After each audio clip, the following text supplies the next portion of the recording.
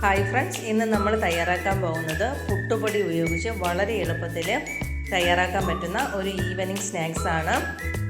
കുട്ടികൾക്കൊക്കെ ഇഷ്ടപ്പെടും. നമ്മുടെ വീട്ടിലുള്ള കുറഞ്ഞ ചേരുവകൾ കൊണ്ട് നമുക്ക് പെട്ടെന്ന് തയ്യാറാക്കാൻ പറ്റുന്നതാണ്.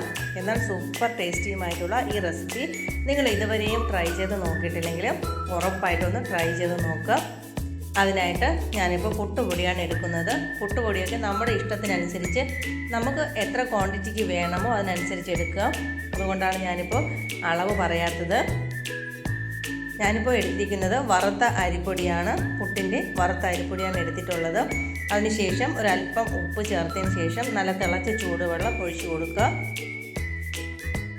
ഒഴിച്ച വെള്ളത്തിൻ്റെ ചൂട് ചെറുതായിട്ടൊന്ന് മാറി നമുക്ക് കൈ കൊണ്ട് നന്നായിട്ട് കുഴയ്ക്കാൻ പറ്റുന്ന ആ ഒരു സ്റ്റേജ് ആകുമ്പോൾ നമുക്ക് നന്നായിട്ടൊന്ന് കുഴച്ചെടുക്കാം.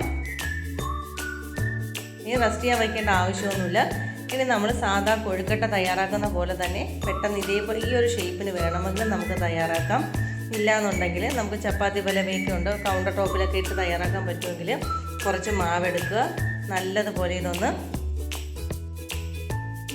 നല്ലതുപോലെ റോൾ ചെയ്ത് കൊടുക്കുന്ന സമയത്ത് ഇതേപോലെ ഒന്ന് നീണ്ടു വരും. ആ സമയത്ത് നമുക്ക് ഇഷ്ടമുള്ള ഷേപ്പിന് ഒന്ന് കട്ട് ചെയ്തെടുക്കാവുന്നതാണ്. ഈ ഷേപ്പിന് തന്നെ കട്ട് ചെയ്യണം എന്നൊന്നുമില്ല. കാണാനൊരു ഭംഗിക്ക് വേണ്ടി ഈ ഒരു ഷേപ്പിന് കട്ട് ചെയ്യുന്നു എന്ന് മാത്രമേ ഉള്ളൂ. ഇങ്ങനെ ചെയ്യാൻ ബുദ്ധിമുട്ടാണെങ്കിൽ നമ്മൾ സാധാ കൊഴുക്കട്ട തയ്യാറാക്കുന്നത് പോലെ നമ്മൾ തയ്യാറാക്കിയതിന് ശേഷം ആവിയിൽ വേവിച്ച് ചെറുതായിട്ടൊന്ന് ചൂട് മാറുമ്പോൾ നമുക്ക് ഇതേപോലെ ഒന്ന് കട്ട് ചെയ്ത് എടുക്കാവുന്നതാണ്. ഇനി നമ്മൾ ഈ സമയത്ത് ആവി കയറ്റാനായിട്ട് വെള്ളം വെച്ചിട്ടുണ്ടായിരുന്നു. വെള്ളം ചൂടായ സമയത്ത് നമുക്ക് കട്ട് ചെയ്ത് വെച്ചിരിക്കുന്ന ഓരോ പീസായിട്ട് വെച്ച് കൊടുക്കാം.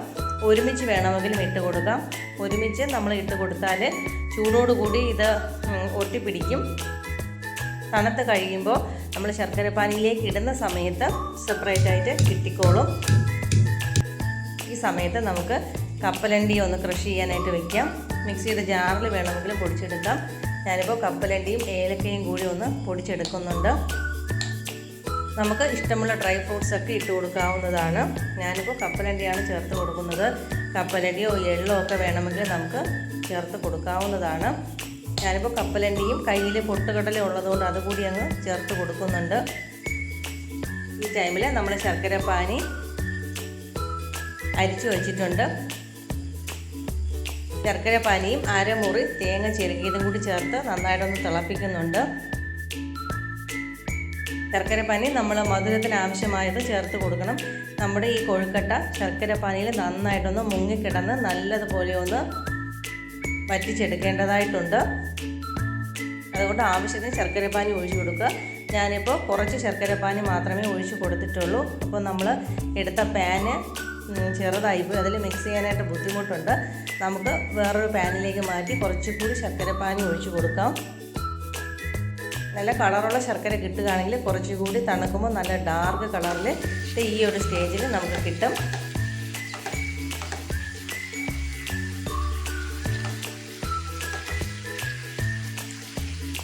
നമ്മളിത് കട്ട് ചെയ്തെടുത്തത് കുറച്ചുകൂടി ബാക്കി ഇരിക്കുന്നുണ്ട്. അപ്പം നമ്മൾ പാനൊന്ന് മാറ്റി കൊടുത്തതിന് ശേഷം കുറച്ചുകൂടി ശർക്കരപ്പാനി ഒഴിച്ച് നന്നായിട്ടത് മിക്സ് ചെയ്ത് വറ്റിച്ചെടുക്കുകയാണ് ചെയ്യുന്നത്.